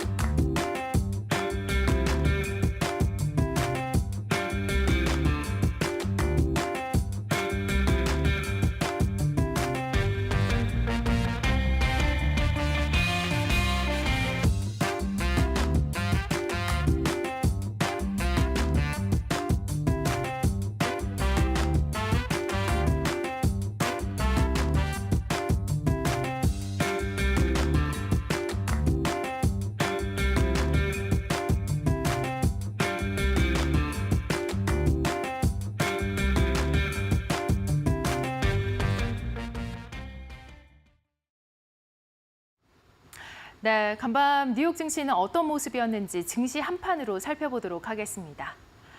자, 미국 증시에 다시금 먹구름이 들이오고 있습니다. 성장 전망 둔화 소식인데요. OECD에서 세계의 성장률, 그리고 미국의 성장률, 그리고 우리나라의 성장률까지 모두 낮춰 잡았습니다. 얼마 전 있었던 이 신용평가사 무디스의 강등 소식에 이어서 OECD가 미국 성장률을 전망을 상당히 안 좋게 해석을 하면서 증시에는 다시금 빨간불이 켜졌고요. 이제 그러니까 믿을 거는 지표밖에 없나라는 생각이 듭니다. 그래서 제목을 성장 전망 둔화, 믿을 건 지표뿐이라고 한번 모아봤습니다. 자, 지수를 먼저 보겠습니다. 다우와 나스닥, S&P 500 지수 살펴보시면은 이틀째 상승 마감입니다. 출발은 혼조였지만 상승권에서 마감이 됐고요. 빅테크 살펴보시면은 혼조였습니다. 애플과 테슬라 그리고 엔비디아까지 상승 흐름이었고 아마존과 메타는 약세권에서 마감됐습니다. 잠시 후에 조금 더 자세하게 살펴보고요. 자, 금을 보겠습니다. 0.7%의 하락인데요. 현재 시각 3일 낮 12시 30분 기준입니다. 일단 약 한 달간 최고치 부근에서 다시금 하락세로 가고 있는 상황이죠. 트로이 온스당 3,372.30달러에 거래가 되었는데 달러 강세의 영향입니다. 달러의 강세가 이루어지면은 금값에는 하방 압력이 있죠. 이 부분 때문에 외국인 수요가 위축이 되면서 더욱더 하락한 모습이고요. 미중 통화 주시 역시나 미중 전쟁이 다시금 재점화되는 것이 아니냐라는 불안감이 존재하는 상황 속에서 앞으로도 이 부분이 변수로 작용할 수 있을 것 같습니다. 미국의 금리 보겠습니다. 특히 이 국채금리, 안전자산으로 대두가 되었던 국채금리가 이제는 그렇지 않은 모습이 보입니다. 최근에 5% 선을 상승하는 모습이었었는데 다시금 내려왔죠. 금리가 오르면은 이 아시아 증시, 호주나 싱가포르에 조금 더 투자자들의 눈길이 가고 있는데 앞으로도 국채 금리가 계속해서 하락할지 또 다시 상승할지 흐름을 살펴보도록 하겠습니다. 하락은 했지만 그러나 변동폭이 크지 않다라는 점을 주시해야 될 것 같습니다. 백악관에서 여러 가지 말들이 많이 나오고 있습니다. 트럼프 대통령의 어떠한 발언이라던가 또 앞으로의 전망 같은 것들이 다 백악관 대변인의 말 속에 숨어 있는 느낌인데요. 먼저 보시면은 일단 외국산 철강과 알루미늄 제품의 관세율을 50%로 인상하는 행정명령에 서명을 하겠다라고 얘기를 했습니다. 또한 이 미국과 중국 간의 정상 간 대화가 곧 있을 것이다라는 이슈가 지금 시장에 팽배하게 자리하고 있는데요. 중국의 제네바 합의 준수 여부를 지금 미국 행정부가 적극적으로 주시하고 있는 상황입니다. 지금은 서신으로 소통을 하고 있다고 하는데 사실상 보여지는 것이 없기 때문에 이 부분이 정확한지 확인이 안 되는 부분이긴 합니다. 미국 무역대표부 협상 마감 시한 관련 서한 한국을 포함해서 모든 교역국에 발송을 했다고 합니다. 4일까지 무역 협상의 최종 제안을 제출하라고 요청을 하고 있는 상황입니다.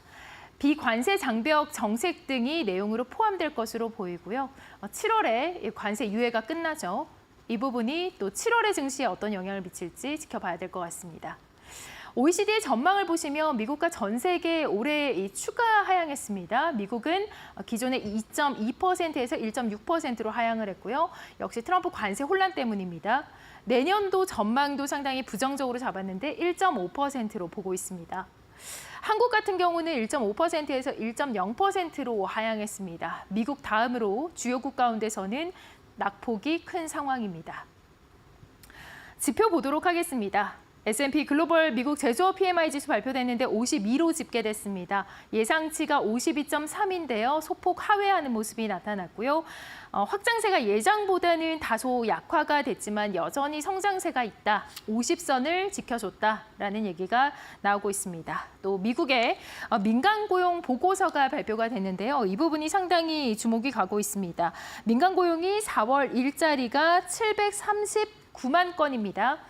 3월에 720만 개였는데 이것보다도 증가한 모습이고요. 경제적인 불확실성 속에서 이 미국의 기업들 근로자들의 수요가 견조하다라고 보여지고 있습니다. 고용 시장이 안정을 유지하고 있다라는 측면에서 여러 가지 관세 등 불확실성 속에서 지표를 믿게 되는 상황이 발생한 것이 아닌가 싶습니다. 다음으로 기술주 보도록 하겠습니다. 자, 보시면은 테슬라가 0.46% 상승입니다. 이탈리아 신차 판매량이 5월 달에 20%가 감소했습니다. 그러나 여전히 로보택시에 대한 기대감이 존재하고 있고요. 간밤에 이슈가 있긴 했습니다. 머스크가 트럼프 대통령의 행정부와 완전히 단절한 것이 아닌 것 같기도 합니다. 이 법안에 대해서 다시 한번 비판하는 목소리가 나오면서 아직도 정부와의 연결성이 좀 있는 거 아닌가라는 예측도 나오고 있습니다. 자, 메타 보겠습니다. 약세입니다. 컨스텔레이션 원자력 발전소와 20년간의 계약을 체결했죠. 이 부분이 영향을 주지 못했고 약세, 소폭의 하락을 하는 마감으로 보였습니다. 엔비디아가 지난 1월 이후에 시가총액 1위를 탈환했습니다. 지금 주가 흐름이 상당히 좋습니다. 앞으로의 전망도 상당히 좋고요. 제프리스에서는 이 반도체주, 특히 기술주 가운데서도 엔비디아가 가장 확신 있는 종목이다라는 보고서를 내놓고 있습니다. 이에 따라서 2%의 강한 흐름 보였습니다. 흐름 좋았습니다. 자, 다음으로 일정 보도록 하겠습니다. 자, 한눈에 보는 주요 일정, S&P 500 지수, S&P PMI 지수 52로 집계됐다는 말씀 드렸고요. 한국의 제21대 대통령 선거에서 이재명 후보가 당선이 됐습니다. 증시에도 영향을 줄 것 같은데요. 증권주라던가 또 AI 공략이 있었죠. AI 관련주들, 이러한 종목들 또 지역화폐 관련주들도 주목이 되고 있습니다. 이재명 후보의 당선 소식에 이 여러 가지 외신에서는 목소리를 내놓고 있는데요. 뉴욕타임즈에서는 가장 강력한 대통령이 탄생을 했다라고 호평을 내놓고 있습니다. 자, 6월 첫째 주와 둘째 주 일정 보도록 하겠습니다. 자, 오늘 이 베이지북이 공개가 됩니다. 그렇기 때문에 연준의 금리에 또 어떤 영향을 미칠지, 어떤 발표를 할지 좀 주목이 되고요. 6일 같은 경우에는 우리나라는 현충일 휴장인데요. 미국은 고용보고서에서 비농업 고용, 그리고 실업률과 임금 상승률 등이 발표가 됩니다.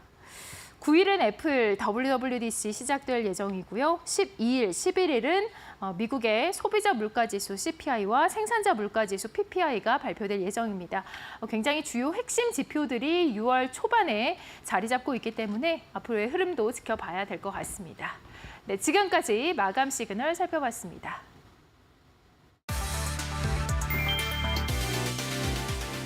글로벌 투자은행과 국내외 주요 기관들이 한국 경제 성장률 전망을 잇따라 낮추고 있다. 평균 성장률 예상치가 0.9%대까지 떨어졌고 0.3% 성장 전망도 등장했다. 한은은 올해 성장률 예상치를 1.5%에서 0.8%로 제시했지만 시장에서는 이조차 낙관적이라는 평가가 나온다. 0%대 성장을 예상한 기관이 절반을 넘는다.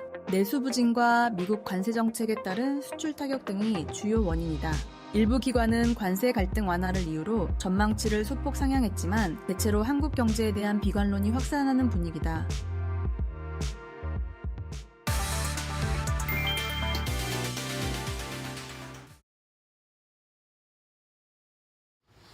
네, 뉴욕 증시에서 어떤 마감 시그널을 보였을지, 그리고 휴장된 우리 한국장의 경우에는 대선이 있었죠. 21대 이재명 대통령이 당선이 됐습니다.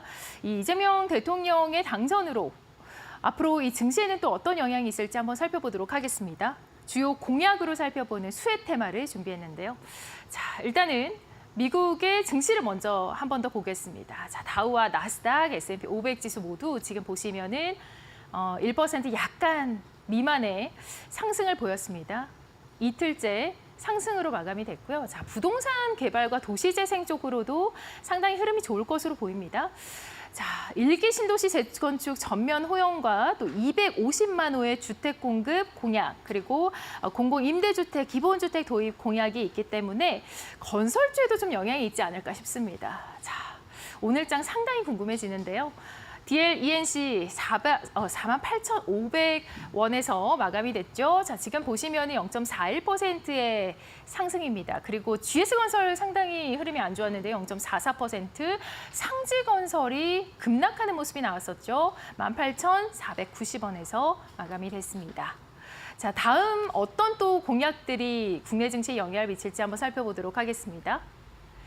탄소 중립과 재생에너지가 아무래도 주목을 받죠. 전기차, 또 수소차 보급 확대와 태양광과 풍력 등 재생에너지 비중을 확대할 것으로 예상이 됩니다. 또 친환경 기업 R&D와 세제를 지원하겠다라는 주요 공약이 있었기 때문에 친환경 에너지와 전기차는 또 어떤 모습일지 궁금합니다. 자, 두산푸어셀 같은 경우에는 지난 장에서 6%대 상승 마감이었고요. 여기서 좀 돋보이는 건 CS윈드가 계속 올라오고 있습니다. 1%의 상승. 한화솔루션 같은 경우도 0.34%의 오름세를 띄었습니다. 다만 퓨처엠과 또 에코프로비엠이 최근에 흐름이 좀 좋지가 않은 모습인데요. 0.09%, 0.78%의 1% 미만의 하락세가 나타났습니다. 다음 공약 살펴보도록 하겠습니다. 자, 기본소득, 디지털 경제, 워낙에 이재명 대통령의 이 대선 과정 중에 공약에서 돋보이는 부분이 바로 이 지역화폐 쪽이 아닌가 싶습니다. 전 국민 기본소득 단계적 도입뿐만이 아니라 디지털 지역화폐를 도입하겠다, 확대하겠다, 또 공공데이터 개방을 확대하겠다라면서 조금 더 서민 친화적인 그런 정책을 많이 보여줬었는데요. 자, 디지털 화폐 틴테크 보도록 하면은 솔루룩스가 1%대 상승 흐름이었고요. 아톰 같은 경우도 더존비전 같은 경우도 1%대 상승 흐름 전반적으로 좋았습니다. 이 대선 당선에 대한 기대감이 반영되면서 다날과 한네트도 상승으로 마감됐습니다. 자, 다음 공약은 또 어떤 것들이 있을까요? 보도록 하겠습니다. 네, 앞으로 여러 이 정부의 부처가 세종이나 부산이나 이렇게 서울이 아닌 곳으로 갈 가능성도 있다라는 얘기가 좀 나오고 있는데 지역의 균형 발전에 좀 초점을 맞춘 공약이 있죠. 공공기관의 지방 이전이라던가 지방 SOC 예산 대폭 확대라던가 또 지방대 육성과 지역의 일자리를 창출하겠다라는 공약들이 아무래도 수도권이 아닌 지역에 사시는 분들에게는 굉장히 주목받는 종목이 아니었나 싶습니다. 지역 기반의 건설주, 또 지방은행 같은 경우에는 다소 흐름은 좋지 않았습니다. IM 금융지주 같은 경우에 1% 미만, 남광토건과 특수건설이 1%대, 또 동신건설이 3%대 하락세를 나타냈습니다. 다음으로 보도록 하겠습니다. 네, 공공지방발전뿐만이 아니라 이 공공의료에도 좀 공약이 나왔었는데요. 바이오헬스 산업 혁신 전략 추진, 그리고 국산 백신 치료제와 또 R&D 지원을 하겠다. 그리고 공공의료시설을 인프라를 확충하겠다라면서 이 지역의 의료를 확대하는 그런 공약들을 많이 내보였습니다. 여기에 인바디와 녹십자가 응답한 모습인데요. 1%의 상승이었고 녹십자 같은 경우도 0.24%의 오름세를 나타냈습니다. 다만 시즌이 흐름이 안 좋습니다. 1%대 약세, 바이오니아와 또 휴마시스까지 빠지는 모습이 나타났습니다. 네, 지금까지 미국 주식과 한국 주식 살펴봤습니다.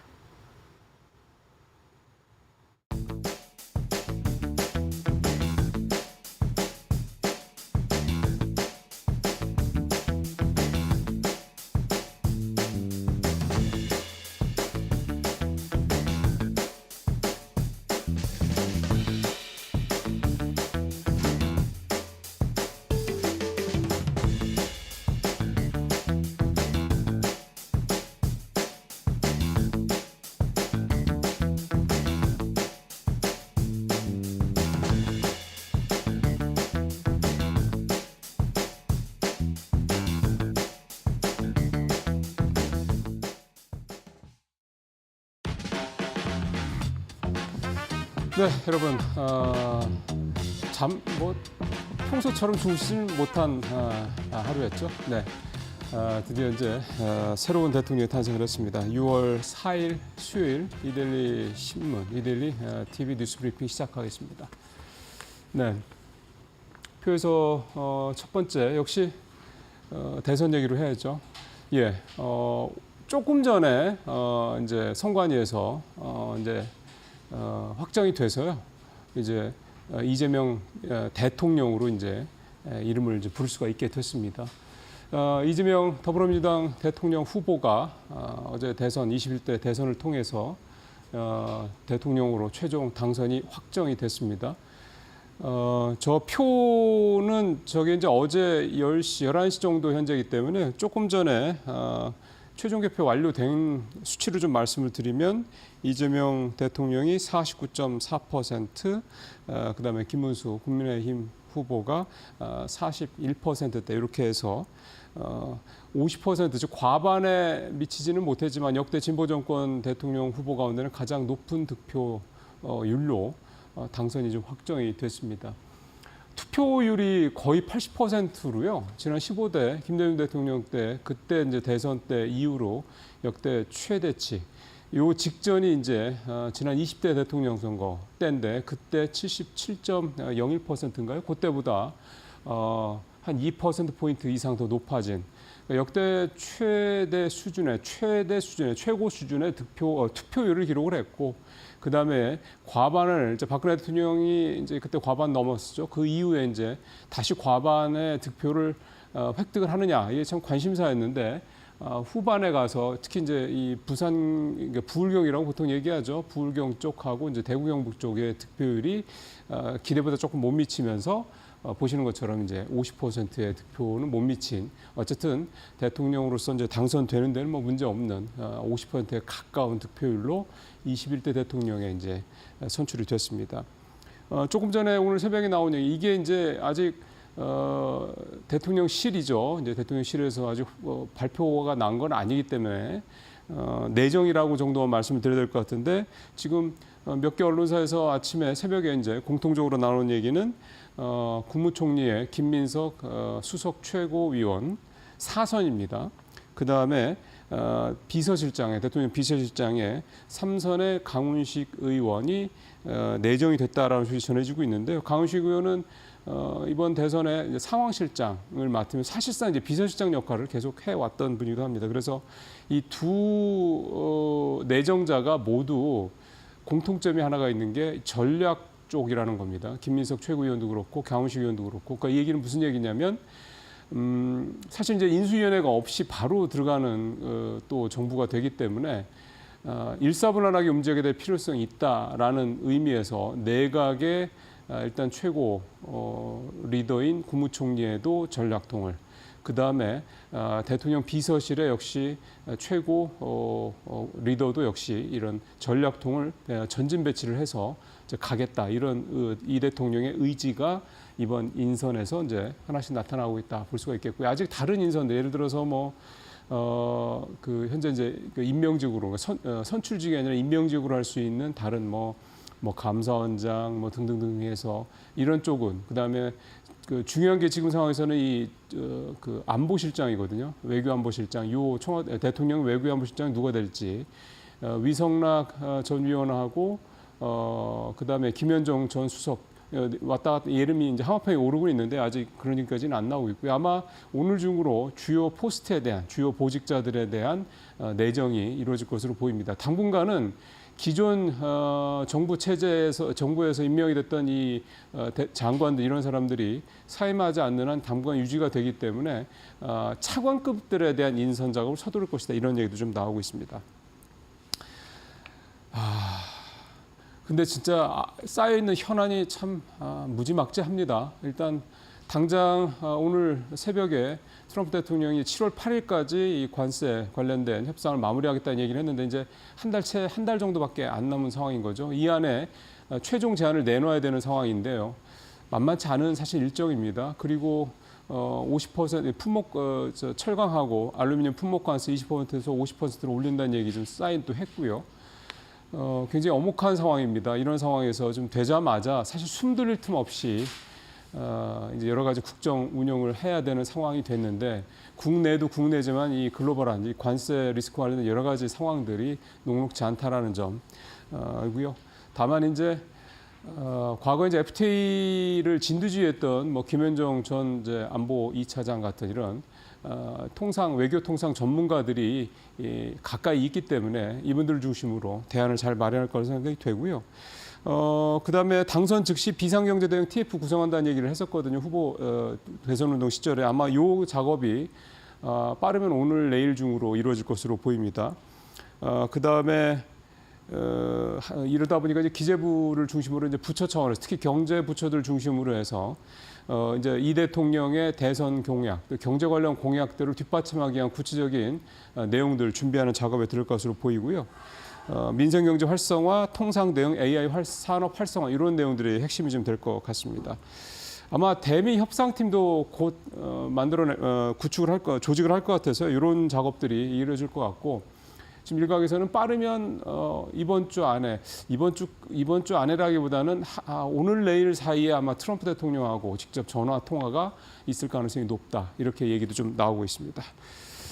예, 상당히 좀 무겁긴 합니다만 준비를 충분히 해왔기 때문에 잘 해내실 거라 기대를 해보겠습니다. 자, 근데 이제 현재 엄혹한 현실에 대해서 이제 다시 또 시작을 해야죠. IMF에서 OECD도 우리나라 성장률 전망치를 1%, 사실 IMF처럼 이렇게 박하지는 않았는데 사실 이 1%로까지 0.5%포인트나 내린 거에 여러 가지 함의가 있다라는 생각이 좀 듭니다. 우리만 내린 건 아니고요. 앞에서 이주혜 앵커가 뭐 자세히 말씀을 드렸겠습니다. 그래서 표를 좀 나옵니다만 자세히 제가 하나하나 말씀을 드리지 않겠습니다. 전체적으로 좀 내렸다라는 거는 역시 관세 리스크 이 부분이 이제 반영이 됐다고 볼 수가 있겠고 우리도 마찬가지입니다. 우리가 미국 다음으로 이 하락폭 이 컸던 것도 역시 관세 리스크의 영향에 가장 취약하다라고 해외에서 우리나라를 좀 바라보고 있는 시각 때문이다 좀 볼 수가 있겠고요. 저는 사실은 이제 이 부분도 이 부분이긴 합니다만 이게 현재 이제 나라 밖에서 우리나라를 바라보는 우리나라 대한민국 경제를 바라보는 시각이다라는 점, 이 점은 이제 사실은 뭐 부인할 수 없는 거고요. 근데 사실은 이 점보다는 저는 이제 OECD가 내년도 성장률 전망치에 대한 부분을 어떻게 보고 있는지 이 부분을 조금 더 방점을 두고 말씀드리고 싶습니다. 일단 지난 3월의 전망치가 2.2%인데요. 유지를 했습니다. 보통 조금씩 떨어뜨리는데 한국은 유지를 했다라는 게 좀 의미가 있겠고 그 이유가 이제 이번 대선 결과도 좀 나왔습니다만 한국인들이 그동안 보여준 이런 정치적 불확실성에 대응하는 어떤 자생력, 복원력, 회복력 뭐 이런 부분들이죠. 그러니까 한국민들 스스로가 뭔가 예상되지 않았던 돌발 어떤 정치적 어떤 불확실성 악재에 대해서 대응하는 모습에서 한국 경제도 희망을 가질 수 있다. 이런 점들에 좀 방점을 두고 있다라는 거고요. 임금 상승이라든가 전반적으로 새로운 정부가 현재 엄혹한 경제 상황을 차근차근 풀어나갈 수 있을 것이다라는 기대감을 올해 성장률 전망치보다는 내년 성장률 전망치를 유지한 데서 찾아볼 수 있겠다 이런 생각이 좀 듭니다.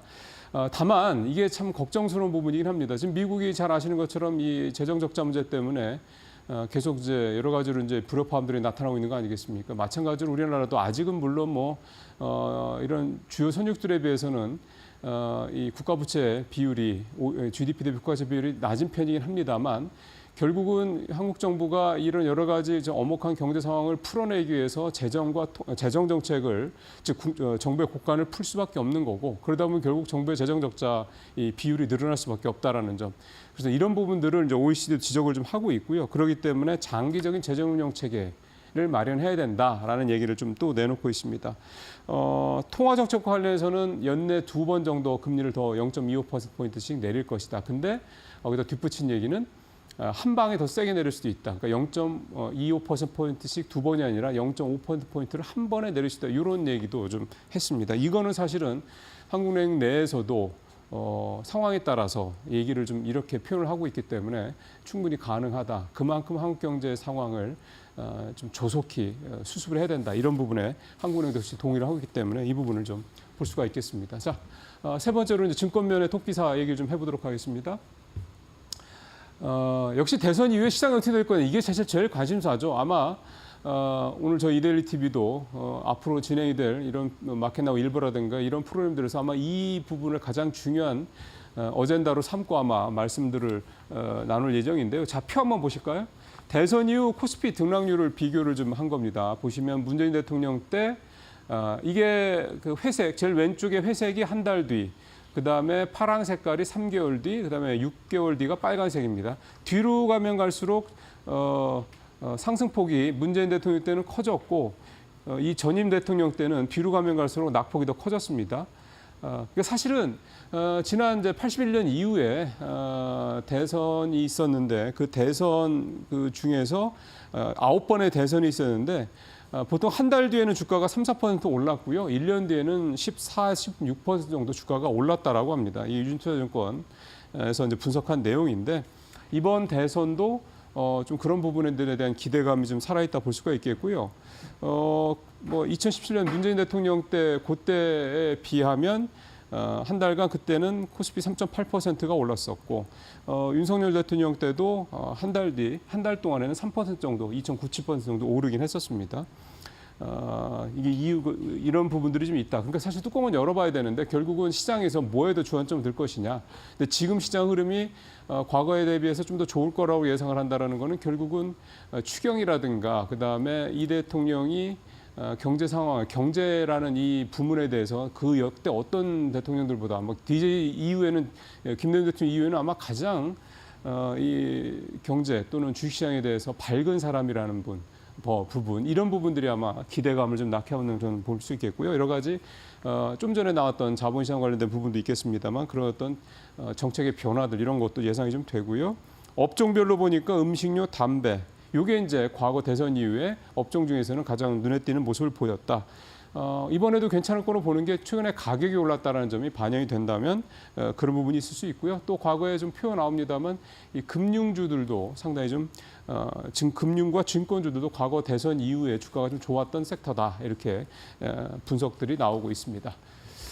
마지막 얘기입니다. 오늘 그냥 기사보다는요. 이렇게 좀 압축적인 거를 보여드리는 게 나을 것 같아서 이재명 대통령이 그동안 대선 과정에서 내왔던 그러니까 더불어민주당의 이 증시 관련된 정책들 뭐가 있는지를 조금 압축을 해서 좀 준비를 했습니다. 보시면 첫 번째로 이제 주식시장 수급 여건 개선 및 유동성 확충 이제 이 내용이 되는데 보시면 이제 주식시장을 이제 상장기업의 특성에 맞게 재편하겠다, 주주하는 정책을 강화하겠다는 내용이 있고, 근데 외국인 투자자들을 구조적으로 유입할 수 있는 방법들을 만들어내겠다 이런 내용들이 참 담겨 있고, 그다음에 쭉 밑에 내려가시면 이제 이게 중요하죠. 상법상 주주 충실 의무를 도입하겠다. 지금은 이제 이사들한테만 이렇게 기업한테만 충실하도록 되어 있는 거를 이제 기업뿐만 아니라 주주들한테도 충실하도록 하겠다. 그리고 이제 기업 지배구조, 거버넌스를 개편을 해서 일반 주주들의 권익을 보호하겠다. 한마디로 이게 이제 소위 말하는 이제 이재명 대통령이 계속 얘기를 했었던 운동기간 중에 국민 주권 시대를 열겠다 이런 표현을 되게 많이 쓰지 않습니까? 그러면 이걸 주식시장으로 그대로 응용을 하면 주주 주권 시대를 열겠다. 이게 이제 이재명 대통령의 소위 말하는 이제 이재명 정부의 주식 시장 정책의 근간이다, 핵심이다라고 볼 수가 있겠습니다. 그를 위해서 이제 여러 가지 구체적인 정책들을 펼친다는 얘기인데 그 다음 밑에 보시면 밑에도 두 번째 줄입니다. 자본 손익거래 등을 이용한 지배주주의 사익 편취 행위. 아마 이게 PBR 좀 저 PBR 정도 0.12배 이런 PBR밖에 안 되는 그런 회사들에 대한 어떤 그런 압박 조치가 될 것을 보이고요. 마지막으로 먹튀 시세종 근절로 공정한 시장 질서를 창출하겠다. 네. 투자를 했는데 뒤통수 맞는 경우 얼마나 많이들 여러분들 당하셨습니까? 그게 국장 탈출의 이유였다라는 중요한 해석도 많이 있습니다만 중요한 거는 이제 대한민국 주식을 상장주를 좀 믿고 투자할 수 있는 시대를 만들어 보겠다. 5년 안에 된다라는 쉽지 않은 일이죠. 이게 지난 40년 넘게 있었던 그런 관행들이 한꺼번에 한 5년 안에 바뀌겠습니까? 근데 토대만 만들어 놔도 시장은 금방 바뀔 거라고 생각이 듭니다. 왜냐하면 그게 주주들의, 그러니까 소위 말하는 주가도 오르고 주주들의 투자 수익에 그대로 연결되기 때문입니다. 그러니까 이런 어떤 약속들, 이번에 정말 빌공짜 공약이 아니라 꽉 채워진 공약이 되기를 좀 기대를 해보겠습니다. 뉴스브리핑 마치겠습니다.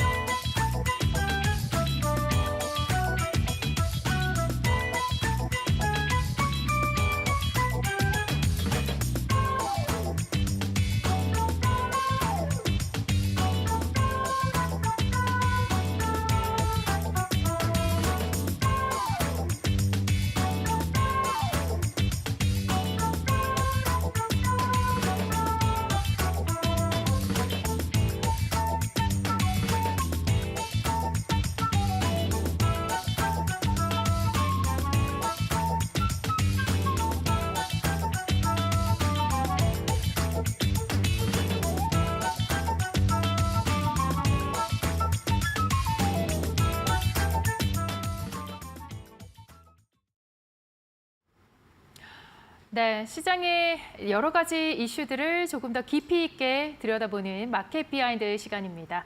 오늘의 마켓 비하인드 이코노미스트 김한진 박사님과 함께하겠습니다. 박사님 안녕하세요. 네, 안녕하세요. 네, 오늘 이 말씀해 주실 부분이 미국의 증시와 또 우리나라에 또 어떤 영향을 미칠지 이런 부분들이잖아요. 자, 간밤에 이 뉴욕 증시가 상승으로 마감이 됐거든요. 좀 마감 상황과 또 이슈들 한번 짚어주시죠. 네, 반도체주가 조금 강했고요. 산업재나 전반적으로 조금 소폭이지만 그래도 강세로 마감이 됐습니다. 아무래도 고용 지표도 좋게 나왔고, 그리고 반도체 실적에 대한 기대감이 여전히 살아 있고, 아직까지는 관세로 인한 본격적인 경기 둔화 징후가 나타나고 있지 않기 때문에 지금 무난히 1분기 실적을 소화하면서 주식시장이 아직까지는 실적 장세, 그리고 4월 이후에 지속되고 있는 기술적 반등을 지금 지속하고 있는 어제 장세였습니다. 네, 사실 근데 이제 5월이라는 이 기간이 미국 증시에서는 워낙에 이제 계절적으로 좀 부진한 기간으로 인식이 되잖아요. 역대급 5월을 지금 보내고 있는 미국의 어떤 증시 향방에 대해서 많은 분들이 이렇다 저렇다 이야기가 많은 상황입니다. 이런 상황 속에서 관세도 좀 영향이 있다라고 보여지잖아요. 네, 전통적으로 셀인 메이라고 해가지고 네. 계절성이 분명히 확인되고 있습니다. 네. 지난 100년간 미국 증시를 보면. 하지만 이번에는 이제 관세가 모든 것을 쥐고 흔들기 때문에 조금 다른 양상을 보이고 있고요. 사실 관세 때문에 4월 2일 트럼프의 그 해방의 날 관세 발표 이후에 주가가 20% 빠졌거든요. 그리고 지금 2월 고점 대비로는. 네. 그리고 4월 2일 대비로도 거의 한 13%, 14% 빠졌죠. S&P 500 기준으로. 네. 그러다 보니까 지금 4월 중하순부터 기술적 반등이 나왔고요. 미중 간 휴전, 관세 휴전이 일어나면서 4월 중순부터 본격적인 반등을 지속하고 있고, 소위 관세는 아직도 전쟁 중이지만 이 불확실성은 해소된다라는 것, 주식시장이 가장 싫어하는 불확실성이 줄어드니까 일단은 기술적 반등이 이루어졌는데 문제는 이런 불확실성, 즉 1차 관세 불확실성이 2차 관세 불확실성, 그러니까 경제 쪽에 어떤 타격을 줄 건지, 그리고 물가는 얼마나 올릴 건지, 그리고 파월 의장이 지난번에 얘기했던 공급망 충격은 어느 정도로 지금 다가올 건지, 이러한 펀더멘탈에 대한 불확실성은 아직까지는 지금 주가 상승을 가로막고 있는 상태. 그래서 과연 지금까지의 최근의 기술적 반등이 지속될 수 있는지에 대한 부분에 대해서는 조금 회의적이다. 저는 그렇게 생각하고 있습니다. 네. 그렇다 보니까 이제 미중 긴장이 완화되면서 좀 투자자들이 그래도 좀 안도한 5월이 아니었나 싶습니다.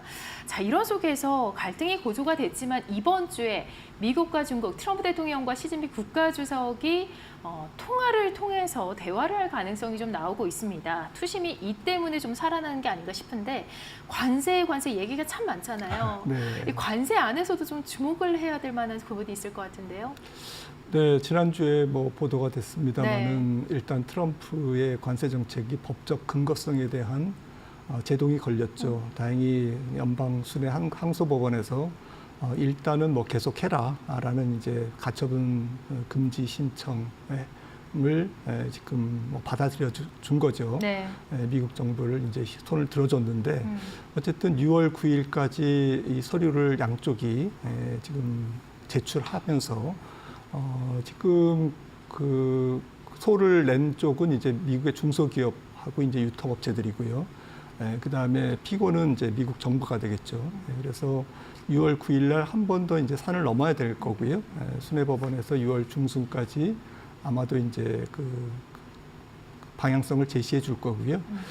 그리고 이제 본격적으로는 이제 거기서 아마 어느 쪽에 조금 어느 쪽으로 기울든지 간에 아마 대법원까지 가겠죠. 대법원에서 이제 최종적으로 판결을 할 것 같은데 시간이 좀 걸릴 것 같습니다. 트럼프 정부는 뭐 이것을 뭐 이미 예견했고요. 그래서 대체 법안으로 지금 무역법 332조라든지 301조라든지 232조라든지 이런 대체 법안을 통해서 아마도 지속할 것 같습니다. 그런데 우리가 좀 주목해야 될 것은 아무래도 이제 품목 관세 중심으로 진행될 거다. 품목 관세로 진행된다는 것은 정말 케이스 바이 케이스, 어떤 것은 빼고 어떤 것은 넣고 국가별로도 뭐 품목에 따라서 천차만별로 복잡하게 진행될 가능성이 높기 때문에 결국에는 뭐 이것은 양면성이 있죠. 협상국 입장에서는 관세 협상에 조금 뭐 여유가 메뉴가 조금 다양해질 수 있다라는 것도 있지만 우리 주식시장 입장에서는 굉장히 좀 혼란스러울 것 같아요. 그런 측면에서 6월 달은 뭐 관세의 뭐 극혼란 월이다라고 해도 이제 과언이 아닐 것 같고요. 아무튼 뭐 관세 리스크에서 주목할 부분은 앞서 말씀드렸듯이 본격적으로 지금 6월 달까지는 아마도 물가라든지 경기에 큰 타격을 주지 않을 것 같아요. 그런데 곧 7월, 8월부터는 지금 물가라든지 또 고용, 또 중소기업의 부도율 뭐 이런 측면에서 펀더멘탈한 타격을 줄 것 같기 때문에 어떻게 주식시장이 조금 긍정적인 반응을 할 건지 다가오는 미래에 대해서 이런 부정적인 반응을 할 건지 여기에 조금 테스트를 받는 그런 6월이 될 것 같습니다. 이 품목 관세라는 게 좀 우려가 되는 부분이 아닐까 싶습니다. 좀 관세에서 좀 제외적으로 예외적으로 되는 품목들 예상이 되는 그 품목이 있을까요? 지금 그러니까 이제 보편 관세는 아무래도 지속 가능하지 않을 것이다라고 이제 아마 트럼프 정부는 볼 것 같고요. 그러다 보니까 이제 가장 대표적인 것이 이제 철강, 알루미늄 지금 25%에서 50%까지 높여서 지금 유럽도 당황해서 지금 협상에 임하고 있고 중국도 우리나라도 마찬가지고요. 그래서 철강, 알루미늄이 가장 대표적인 거고 그다음에 목재, 제약, 제일 중요한 것은 IT 부분이죠. 반도체 부분인데 반도체 부분에서는 스마트폰과 노트북 또 여러 가지 가전제품을 포함해서 이게 포괄적으로 지금 반도체 그 관세법으로 지금 뭉뚱그려 있기 때문에 이게 이제 더 이제 세분화돼서 품목별로 나눠질지 아니면 지금 최근에 보도된 바와 같이 좀 이것을 뭐 이렇게 포괄해서 품목 관세를 이렇게 다 모아서 이제 IT 전반에 대한 관세로 진행이 될지 아직까지 이 부분도 좀 불확실합니다만은 아무래도 우리나라 입장에서는 제일 중요한 게 이제 반도체 부분인 것 같습니다. 이게 세분화되는 게 보통 일이 아닌 것 같습니다. 정말 이 반도체도 참 걱정이고, 자 그런가 하면 이 연준 내부에서 이 금리 인하 논쟁이 상당히 뜨거워지고 있습니다. 리사쿡 연준 이사 같은 경우에는 이 트럼프 대통령의 관세 변화, 정책 변화로 연준의 물가 안정화 노력이 방해되는 거다라고 얘기를 하고 있고, 또 라파엘 보스틱 연준 총재 같은 경우에도 올해 몇 번 금리 인하를 생각을 했다라고 얘기를 하고 있습니다. 대부분의 연준 이사들이 무역 전쟁의 추이를 더 보고 또 금리 인하를 해도 되지 않냐, 조금 미루자라는 신중론을 가지고 있기도 한데요. 이렇게 이 조기 금리 인하를 주장하기도 하고 또 아니기도 한데 FED 그러니까 연준에서는 이 금리 인하를 단행할 가능성이 얼마나 된다고 보십니까? 아마 하반기에 한 번 정도 하지 않을까 싶습니다. 저도 당초에는 하반기에 3번까지 생각을 했었는데 지금 패드워치 선물 시장이라든지 컨센서스에서도 나타나 있듯이 연준은 지금 금리 인하를 하기 힘든 이유가 가장 큰 것이 근거가 없습니다. 금리 인하를 하면 무엇 때문에 한다라는 근거가 있어야 되는데 아직까지 인플레이션이 기대 인플레이션이 올라가고 있지만 실제 인플레이션은 아직 올라가고 있지 않고 있고요. 그리고 고용이 앞으로 나빠질 수는 있다라고 생각하지만 지금 아직은 고용이 어제 졸트 보고서 봤듯이 부인 건수가 호황 수준입니다. 네. 빈 일자리가 지금 실업자 한 명당 네. 1.1개 수준으로 호황 수준이고 그러다 보니까 기대 인플레이션을 가지고 미리 선제적으로 할 수 없는 게 이미 미국의 지금 금리가 4.0%의 기준금리가 지금 굉장히 제약적인 수준은 아니라 할지라도 부양적 수준은 결코 아니거든요. 그러니까 현재의 인플레이션이나 경기 컨디션으로 봤을 때 연준이 금리 인하를 할 수 있는 근거가 굉장히 부족하다라는 것이 가장 중요한 것 같습니다. 그 실업 청구 건수 같은 경우에는 그래도 좀 약하게 나왔잖아요. 이게 이제 노동시장이 약세로 가고 있다는 신호일 수도 있을 것 같은데 그래도 좀 이게 근거가 충분하진 않죠. 네, 2주 연속 실업 수당 청구 건수가 180만, 190만 건인데 이거는 호황 수준입니다. 네. 이게 거의 한 300만까지 가야 경기 침체라고 볼 수가 있는데 네네. 물론 이제 300만 됐을 때 금리 인하를 하진 않겠지만 아직까지는 경기 고용 시장이 연준의 금리 인하 경기 침체의 힌트가 거의 나오고 있지 않다. 네네. 선제적으로 하기가 좀 어려운 상황인 것 같습니다. 네, 어떻게 흘러갈지 참 궁금해지는데 오늘 연준의 베이지북이 공개가 됩니다. 관세가 상당히 영향을 미칠 것으로 보이고 또 기업 물가 같은 것들도 언급이 될 것으로 예상이 되고 있습니다. 자, 한국은행의 금통위는 이번에 기준금리를 2.5%에서 0.25%포인트 인하를 단행을 했는데 이렇게 되면 이제 연준과 더 격차가 벌어지잖아요. 어떻게 보고 계실까요? 네, 지금 200bp 2%포인트 차이인데 이 정도에서는 환율 시장의 충격은 제한적일 것 같습니다. 다행히 글로벌 달러가 조금 약세 기조이기 때문에 제가 볼 때는 하반기 적어도 가을까지는 좀 약세를 보일 것 같아요. 달러 인덱스가. 그래서 원달러도 조금 눌리지 않을까 싶고요. 그런 상황에서 한국은행은 조금 기준금리를 조금 더 인하할 수 있는 그러한 환율 여건이 조성됐다라고 생각을 합니다. 다행스러운 거죠. 그런데 무작정 인하할 수가 없는 게 앞서 연준 말씀 나눴습니다마는 연준이 아무래도 이제 물가 부분에서 어떻게 관세 영향이 반영될지가 지금 불확실하기 때문에 무엇보다도 물가가 튈 가능성이 있다라는 것이죠. 관세로 인해서. 그래서 한국은행 입장에서도 조금 연준의 태도가 스탠스가 잡혀지는 한 9월 이후에 아마 결정을 내릴 것 같습니다. 그래서 9월까지는 아무래도 이제 우리나라 이제 추가 추경, 2차 추경이라든지 이러한 재정 투융자 정책에 조금 더 의존을 할 것 같고요. 한국은행에서는 조금 약간 발을 빼면서 가을까지는 좀 버티다가 연준의 어떤 스탠스를 확인하면서 아마도 10월 정도에 금리 인하를 이제 다시 시작하지 않을까라고 생각을 해서 한국은행 입장에서는 2번 인하하고 싶어 하는 거죠.